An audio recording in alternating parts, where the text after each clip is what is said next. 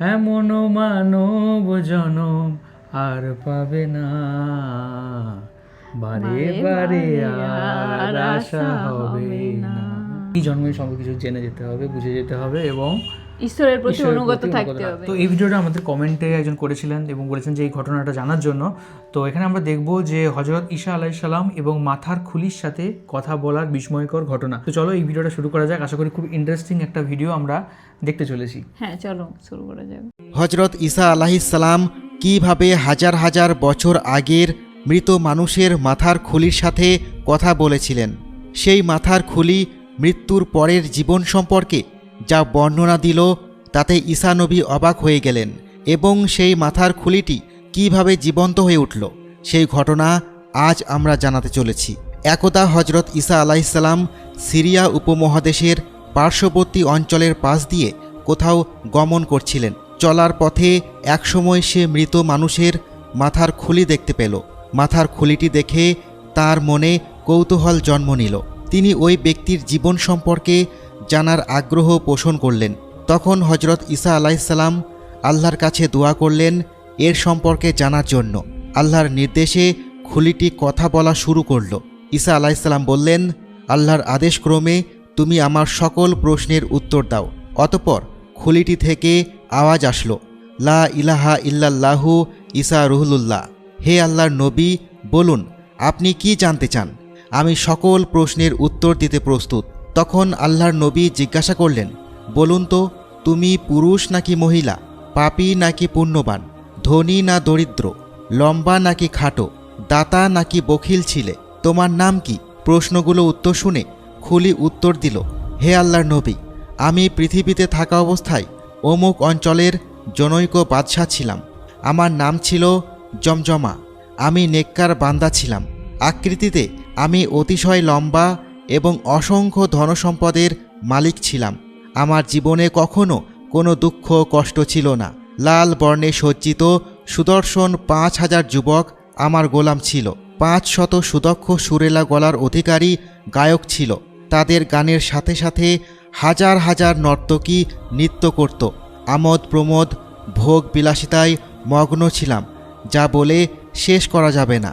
যখন আমি মৃগায় বের হতাম, আমার সাথে জরির পোশাক পরিহিত 1000 অশ্বারোহী এবং 4000 সাদা পোশাক পরিহিত শিকারী গমন করত। আমার আগে পিছে সবসময় 4000 গোলাম থাকত।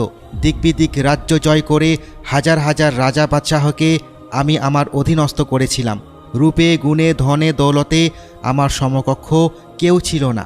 আমি হাজার হাজার ক্ষুধার্তকে খাদ্য দিতাম, ভূমিহীনদের ঘর বানিয়ে দিতাম, বস্ত্রহীনদের বস্ত্র দান করতাম। তবে এত প্রাচুর্য ঐশ্বর্যের মাঝেও আমি ছিলাম অজ্ঞ। আমি সর্বশক্তিমান সব কিছুর মালিক আল্লাহ তাআলা সম্পর্কে জানতাম না। আমি অগ্নি পূজা করতাম। এরপর হযরত ঈসা আলাইহিস সালাম আবারও জিজ্ঞাসা করলেন, তুমি কবে মৃত্যুবরণ করেছ? কী রূপে তোমার মৃত্যু হয়েছে এবং তোমার মৃত্যুর সময় মালাকুল মতের কেমন চেহারা দর্শন করেছ? আমার নিকট সব কিছু ব্যক্ত করো। জমজমার খুলি পুনরায় উত্তর দিল, হে আল্লাহর নবী, আমি কয়েক বছর পূর্বে মৃত্যুবরণ করেছি। সেই জামানায় নবী ছিল হযরত ইলিয়াস আলাইহিস সালাম। তিনি আমাকে সদা সত্য ধর্ম ইসলামের দাওয়াত দিয়েছিলেন, আল্লাহর দিকে ফিরে আসার উপদেশ দিতেন। কিন্তু তখন আমি তার কথা শুনিনি। একদিন প্রচণ্ড গরমে আমার খুব খারাপ লাগতে শুরু করলো। আমি ঘরে গিয়ে শুয়ে পড়লাম। আমার শরীর ক্রমশ খারাপ হওয়া শুরু করলো।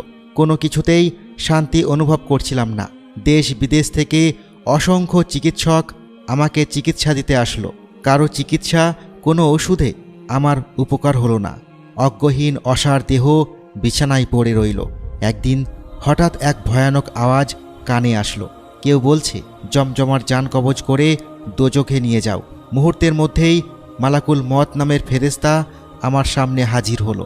আমি এর পূর্বে কখনো এত ভয়ঙ্কর ও বিরাট আকৃতির কাউকেই দেখিনি। তার মাথা আসমানে গিয়ে ঠেকেছে, পা দুখানা জমিনে, কয়েকটি মুখ তার। তা দেখে আমি ভয়ে জড়সড় হয়ে গেছিলাম। হযরত ঈসা আলাইহিস সালাম বললেন, তুমি কি তাকে জিজ্ঞাসা করনি কেন এতগুলো মুখ তার? খুলিটি বলল, হ্যাঁ করেছিলাম। সে জবাবে বলেছিল, আমার সামনের মুখ দিয়ে আমি মুমিনদের জান কবজ করি, ডান পাশের মুখ দিয়ে আসমানের অধিবাসীদের জান কবজ করি, বাম ও পিছনের মুখ দিয়ে কাফের ও মুশরিকদের জান কবজ করার আদেশ দেয়। তার সাথে আরও কিছু সংখ্যক ফেরেশতা ছিল। তাদের কারো হাতে আগুনের তরবারি, কারো হাতে আগুনের গুর্জ বা কারো হাতে আগুনের তীব্র শিখা। আমি কসম করে বলতে পারি, সেখান থেকে যদি এক কণা আগুন পৃথিবীতে এসে পড়ত, পৃথিবী জ্বলে পুড়ে ধ্বংস হয়ে যেত। সেই সব ফেরেশতারা আমার শিরা উপশিরা ধরে টানতে লাগলো, আমার আত্মা টেনে হিঁচড়ে বের করতে লাগলো। আমি তাদের কাছে আগতি মিনতি জানালাম। আমার প্রাণের পরিবর্তে আমার সমস্ত ধনসম্পদ তাদের দিয়ে দিতে চাইলাম। এটা শুনে এক ফেরেশতা আমাকে জোরে থাপ্পড় মারল। তাতে আমার চেহারা বিকৃতি বিভৎস হয়ে গেল। তারা বলল, হে হতভাগা মূর্খ, তুই কোথায় শুনেছিস আল্লাহর ফেরেশতারা কাফেরদের প্রাণের পরিবর্তে তাদের থেকে ধনসম্পদ গ্রহণ করে থাকে? অতঃপর আমি তাদের বললাম, আমি নিজেকে পরিবার পরিজনসহ সবাই আল্লাহর পথে নিজেদের উৎসর্গ করব, তাও আমাকে ছেড়ে দাও। তারা আল্লাহর ফেরেশতা, লোভী নয়, তারা ঘুষ নেয় না। যখন আমার জান বের করে নিল, আমার এত পরিমাণ কষ্ট হচ্ছিল যেন হাজার হাজার তরবারি দিয়ে আমাকে একসাথে বেত্রাঘাত করা হচ্ছে। আমার জান বের করে নেওয়া হলো। অতঃপর সবাই আমার লাশ অন্ধকার কবরে রেখে আসলো। কবরের মধ্যে পুনরায় আমার দেহ প্রাণ সঞ্চার করা হলো। আমি তাকিয়ে দেখলাম, চারিদিকে কেবল অন্ধকার। চারিদিক থেকে মাটি এসে আমাকে ভীষণ চাপ দিচ্ছিল। সেই কষ্ট বর্ণনাতীত। দুনিয়ার কেউ জানতেও পারল না কি হচ্ছে আমার সাথে। এরপরই দুনিয়ায় আমার দুই কাঁধে অবস্থানকারী কিরাবান কাতিবিন দুই ফেরেশতা উপস্থিত হলো। তারা বলল, দুনিয়ায় ভালো মন্দ যা করেছ এখন তার ফল ভোগ করো। এই বলে তারা চলে গেল। তাদের পর মুনকার নাকির নামক দুইজন ফেরেশতার আবির্ভাব হলো। তারা দেখতে অতি ভয়ঙ্কর ছিল। তারা আমাকে প্রথমে জিজ্ঞাসা করে, তোমার প্রতিপালককে? আমার এই প্রশ্নের উত্তর জানা ছিল না। তাদের এই ভয়ানক আকৃতি দেখে আমি প্রচণ্ড ভয়ের মধ্যে যাচ্ছিলাম। তাই তাদের খুশি করার জন্য বললাম, তোমরাই আমার প্রতিপালক, তোমরাই আমার সব কিছুর মালিক। তারা আমার উত্তর শুনে গজরে উঠল, আমাকে আগুনের গদার দ্বারা আঘাত করল। এতে আমার শরীর চূর্ণ বিচূর্ণ হয়ে মাটির সাথে মিশে গেল। কিন্তু এবার আমি মৃত্যুবরণ করলাম না। তারা আমাকে টেনে তুলল, আবার পূর্বের রূপে ফিরিয়ে দিল। এইবার দ্বিতীয় প্রশ্ন জিজ্ঞাসা করল, তোমার দিন কি? এই প্রশ্নের উত্তরও আমার জানা ছিল না। আমাকে আবার জিজ্ঞাসা করল, তোমার নবীকে? ভয়ে ভয়ে উত্তর দিলাম, তোমরা দুজন। এইবার তারা আরও ভয়ঙ্কর হয়ে উঠল। আগুনের গদার দ্বারা একের পর এক আঘাত করতে লাগলো। আমার দেহ মাটির সাথে মিশে গেল। কবরের ভয়ঙ্কর আযাব নেমে আসলো আমার উপর, কিন্তু মৃত্যু ঘটল না। হে নবী, বিশ্বাস করুন, দুনিয়ায় 400 বছর আরাম আয়েশ করেছি, কিন্তু কবরের এই একদিনের আযাব আমার নিকট দুর্বিষহ হয়ে উঠল। ফেরেশতাগণ একের পর এক কঠিন শাস্তি দিয়ে চলে গেল এবং বলে গেল, আল্লাহর গজব তোমার উপর কিয়ামত পর্যন্ত চলতে থাকুক। কিছু সময় পর ওই ফেরেশতাগণ আবার ফিরে আসলো। তারা আমাকে নিয়ে আকাশের দিকে রওনা হলো।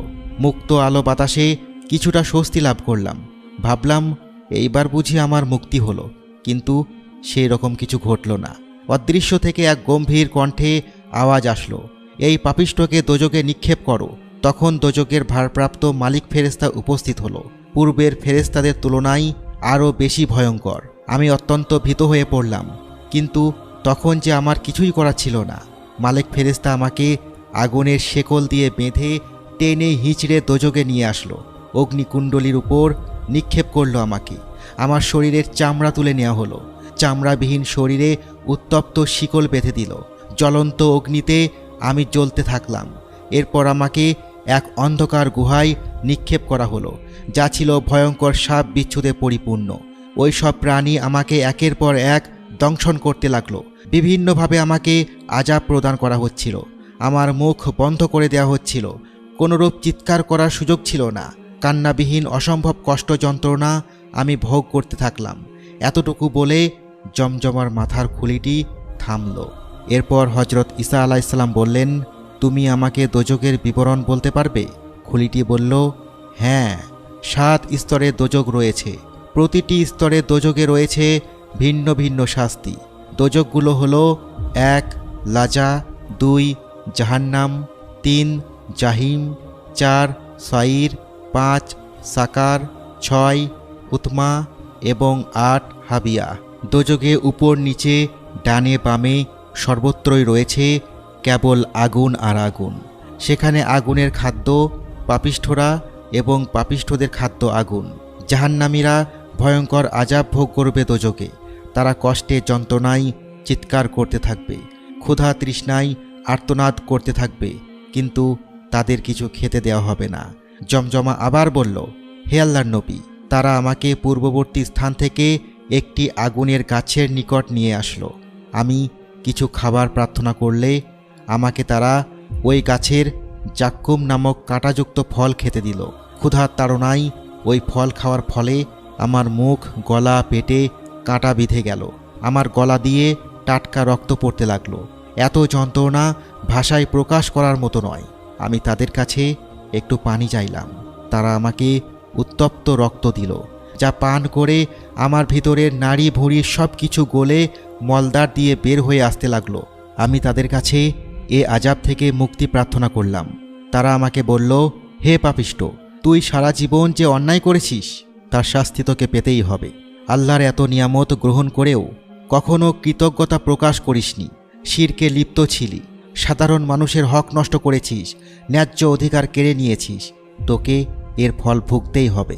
জমজমার খুলিটি এরপর বলল, হে আল্লাহর নবী, আপনি আমার জন্য একটু দোয়া করুন।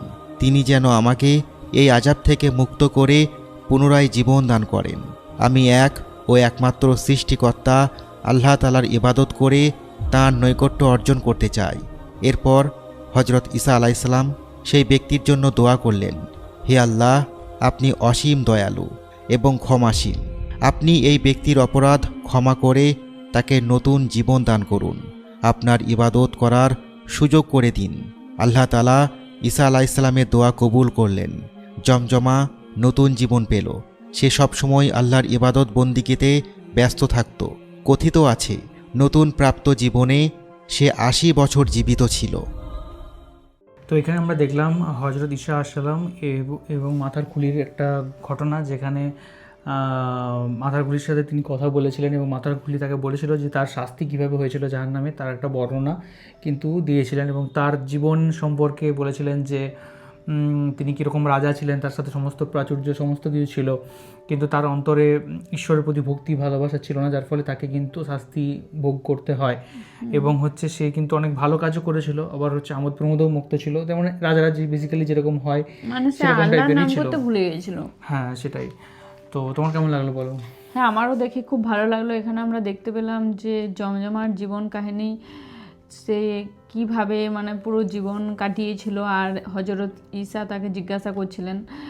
তার যে জীবন দেখলাম সেটা অনেক বেশি ঐশ্বর্যে ভরা ছিল। তার জীবনে কোনো কিছুর অভাব ছিল না, তার প্রচুর গোলাম ছিল, প্রচুর মানুষ এখানে কাজ করতো, তিনি অনেকের সেবাও করেছিলেন, ঘর বানিয়ে দিয়েছিলেন। কিন্তু আসল যেটা, তিনি আল্লাহর নাম করেননি। তিনি এক সময় ভেবেছিলেন যে তিনিই শ্রেষ্ঠ, তার হাতেই প্রচণ্ড ক্ষমতা আছে, তার আর কাউকে প্রয়োজন নেই, তার কোনো কিছুরই অভাব নেই। তার জন্য তিনি পুরো আল্লাহর যে স্মরণ করা, একটা প্রতিদিন যে আল্লাহর নাম স্মরণ করে পাঠ করা, সেই সমস্ত কিছুই তিনি ভুলে গিয়েছিলেন। তার জন্যে আমরা দেখতে পেলাম যে তার জীবনে কি কঠোর শাস্তি নেমে এসেছিলো। আস্তে আস্তে তার পুরো শরীর শিথিল হয়ে গেছিলো, তিনি পুরো মারা গেলেন। মারা যাওয়ার পরেও কিন্তু তিনি একবারও বলেননি যে আল্লাহ তার কাছে, তিনি যে আল্লাহ যে তাকে পাঠিয়েছেন তার দ্বারা তিনি যে অনুগত, সেই কথাটা বলেননি বলে তাকে পুরো জাহান্নামের আগুনে জ্বলতে হয়েছিল। আর যত কঠিনতম শাস্তি ছিল তাকে সমস্ত কিছু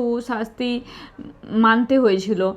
আর আমরা দেখতে পেলাম যে কেন তার জীবনে এতটা দুঃসময় নেমে এসেছিলো, কেন তাকে এই শাস্তিগুলো পালন করতে হয়েছিল। এটা দেখে প্রচুর ভালো লাগলো। আর আমরাও জানি যে একটা জিনিস আমাদের ধর্মে যেটা রয়েছে সেটা হচ্ছে যে আমাদেরকে বলা হয় যে অনেক জন্ম পরে মানুষ জন্ম হয়, কারণ মানুষ জন্ম হওয়াটাই একটা অনেক বিরল, এবং মানুষ জন্ম হলেই তুমি একমাত্র ঈশ্বরের সাধনা করতে পারো, ঈশ্বর লাভ তোমার সম্ভব। তো সেই জিনিসটা কিন্তু বলা রয়েছে। অ্যান্ড মানব জন্ম বৃথা হয়ে যাবে যদি তুমি ঈশ্বরের সান্নিধ্য লাভ না করতে মানে পারো। তুমি যদি ঐশ্বর্যে পুরো মুগ্ধ হয়ে যাও আর তোমার জীবনে যদি কোনো কিছুর অভাব না থাকে, তা বলে যে তুমি ঈশ্বরকে স্মরণ করতে ভুলে যাবে সেটা কিন্তু নয়। প্রতিদিন আমরা কিন্তু ঈশ্বরের দ্বারাই অনুগত, আর ঈশ্বর আমাদেরকে পাঠিয়েছেন, তিনি এই সমস্ত কিছু আমাদেরকে ভোগ করতে দিচ্ছেন, তার জন্যই আমরা পাচ্ছি। তিনি যে কোনো মুহূর্তেই আমাদেরকে তুলে নিতে পারেন, সব কিছু বন্ধ করে দিতে পারেন। একদমই, এই জন্য তো সেই গানটা আছে, এমন মানব জনম আর পাবে না, বারে বারে আর আশা হবে না। তো বারে বারে আশা হয়তো হবে না, কিন্তু এই জন্মে সব কিছু জেনে যেতে হবে, বুঝে যেতে হবে এবং ঈশ্বরের প্রতি ঈশ্বরের অনুগত প্রতি থাকতে অনুগত হবে। রাখতে হবে। যে আমরা যে এত কিছু পেয়েছি, প্রতিদিন অন্ততপক্ষে তাকে স্মরণ করে বলতে হবে যে তুমি যে এত কিছু দিয়েছো, আমরা তার জন্য তোমার অনেক জন্য অনেক কৃতজ্ঞ। ধন্যবাদ, আমরা অনেক কৃতজ্ঞ। অ্যান্ড সেটাই, তো এই ছিল আজকের video. Thank you so much আমাদের ভিডিও দেখার জন্য। আর কোন কোন ভিডিওর উপর আমরা রিঅ্যাক্ট করতে পারি সেটা অবশ্যই কমেন্ট করে জানাবেন। আর সবাই খুব ভালো থাকবেন, সুস্থ থাকবেন, দেখতে থাকবেন আমাদের চ্যানেল। টাটা। টাটা।